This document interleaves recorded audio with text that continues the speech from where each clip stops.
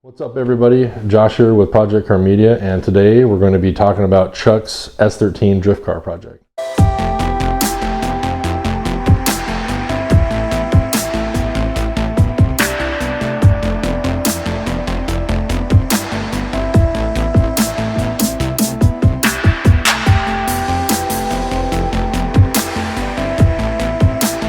Alright, so obviously we've been friends for a long time.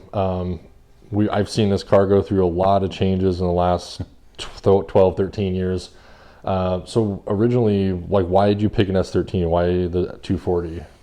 I don't think I picked an S13. I just found an S13.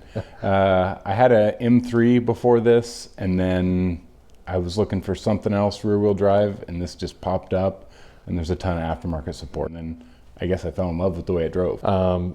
Since you got it, I mean, what are the big ticket items that you've done? I mean, obviously you've done a lot to this car, more than most people. So what's going on with the engine and the suspension and stuff like that? Okay, so it's a KAT, fully built and balanced bottom end, built by M&B, CP pistons and Manley rods.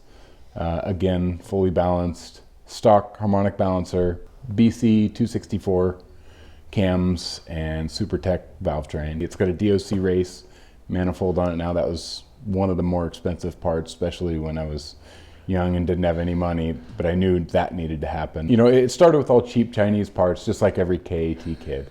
Yeah.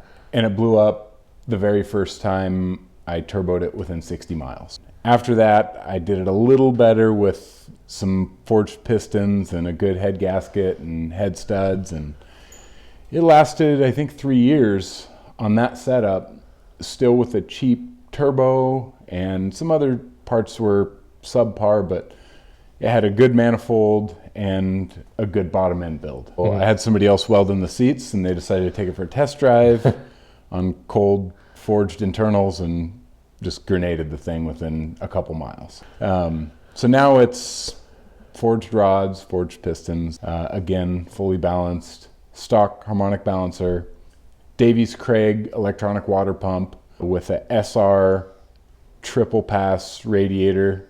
It's a Koyo, the 300ZX trans. I went through 8 trannies in it. So this one seems to be holding because I ordered it brand new from Nissan of Japan.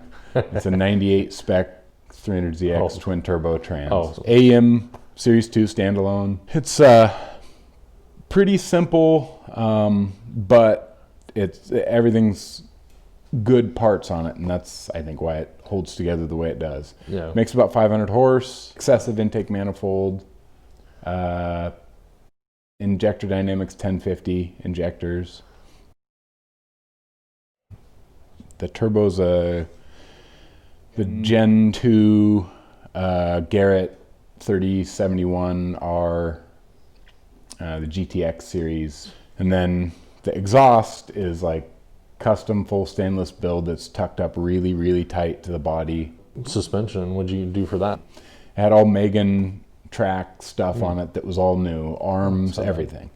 And I ran those for at least 10 years, and then just this year, Odi Bacci's hooked me up with a set of Feel 441s, and they're way softer, and it puts down a ton more grip. And for the first time, it was actually scary to drive because it hooked up so well because of the suspension after I did that. The front arms are GK Tech. The knuckles are Abercombie Motorsports, modded knuckles. The rear setup is all still that Megan track stuff. So it looks like you have STI seats in here. How'd you find those, and how'd you get those in there? People notice that more than anything else on the car. My wife had a STI, and she was into Subarus, and so one Valentine's Day, actually, that was my present, was a set of STI seats. They're pretty comfortable. Nice. Kind of unique. What kind of hydro brake you got?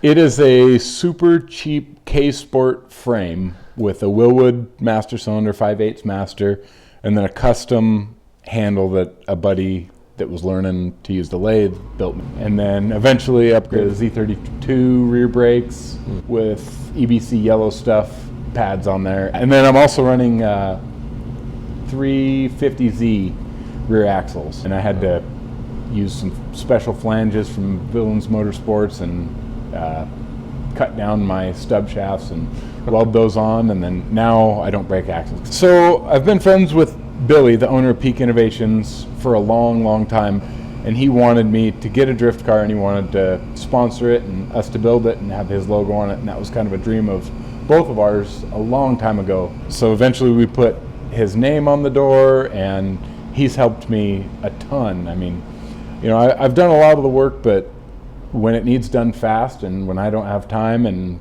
when I don't have the mechanical ability or whatever it may be, he's always down to help me and always has been. But Racers Division, Jared at Racers Division's been a ton of help, and he's really good with wiring. Nice. He's done quite a bit of work on it. And Nice. the wing is kind of special to me. You guys probably all know Travis Reeder. His grandpa built that wing for me and brought it to one of the drift events and gave it to me as a present and as a thank you for helping Travis for the first 2 years of his Pro 2 career. I was crewing for him.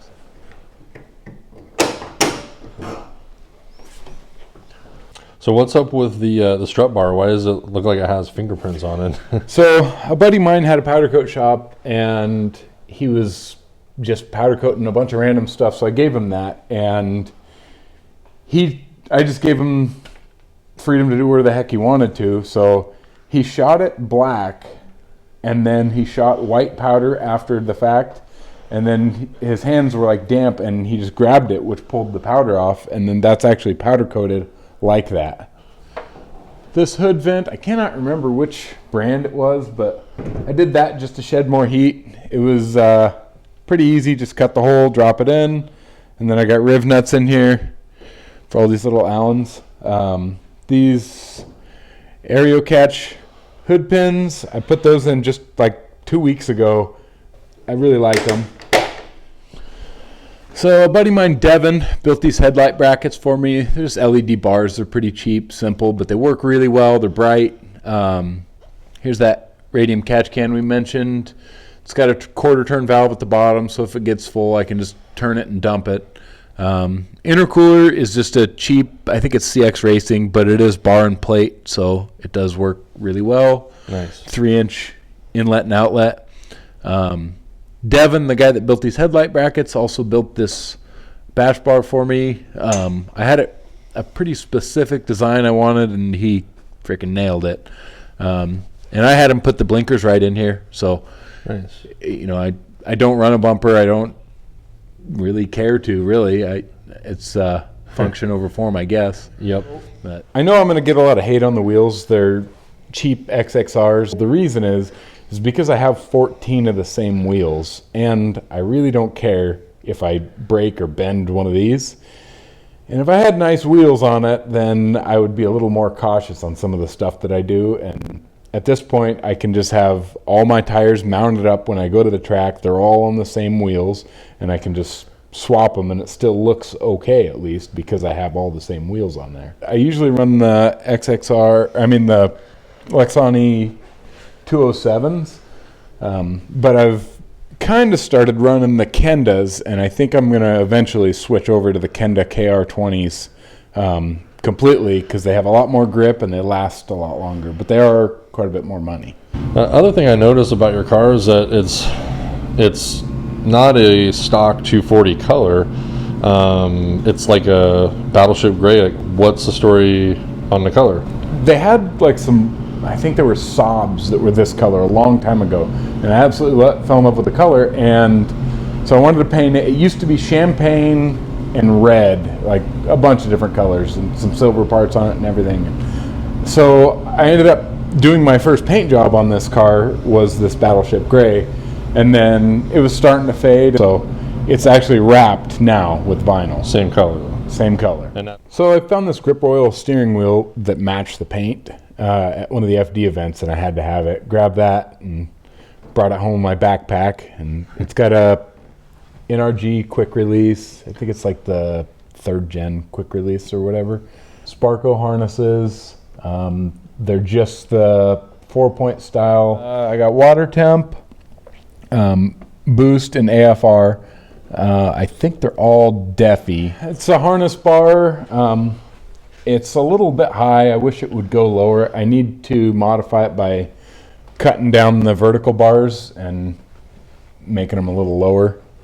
Leave some comments down in the comment section. We can answer any questions you have, or anything about the build. If you're thinking about doing a KA turbo, obviously this one is pretty successful after lots of trial and error. I think we'll even put possibly a build sheet at the end of the video for you guys to check out all the stuff that's been done in the car. It's kind of crappy weather out today, so we're not going to take it out and go drifting, but there's a ton of recent footage that Chuck has that you can see how it drifts. So yeah, here's some footage of him drifting with this thing. You can just see how crazy it is. Check it out.